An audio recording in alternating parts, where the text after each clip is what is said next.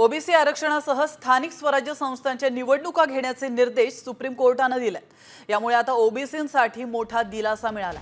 OBC आरक्षणामुळेच या निवडणुकीला स्थगिती देण्यात आली होती। गेल्या 3 वर्षांपासून रखडलेल्या निवडणुका पुन्हा जुन्याच धोरणानुसार घेण्याचे निर्देश सुप्रीम कोर्टाने दिलेत। त्यामुळे आता ओबीसींना दिलासा मिळाला।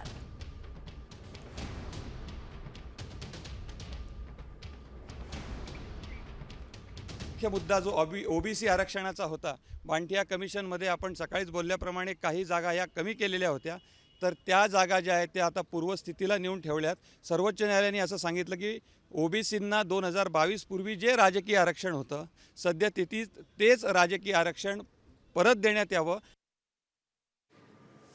तर सुप्रीम कोर्टाने नेमके काय निर्देश दिलेले आहेत आपण पाहूयात ग्राफिक्सच्या माध्यमातून।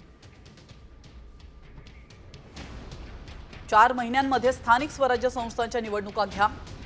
4 आठवड्यांच्या आत निवडणुकीची अधिसूचना काढा। 2022 पूर्वीच्या धोरणानुसार निवडणुका घेण्याचे निर्देश देण्यात आलेत। ओबीसी आरक्षणासह स्थानिक स्वराज्य संस्थांच्या निवडणुका घ्या। विशिष्ट प्रकरणातच निवडणुकीसाठी मुदत वाढवून मिळणार असं देखील सुप्रीम कोर्टाने म्हटलंय।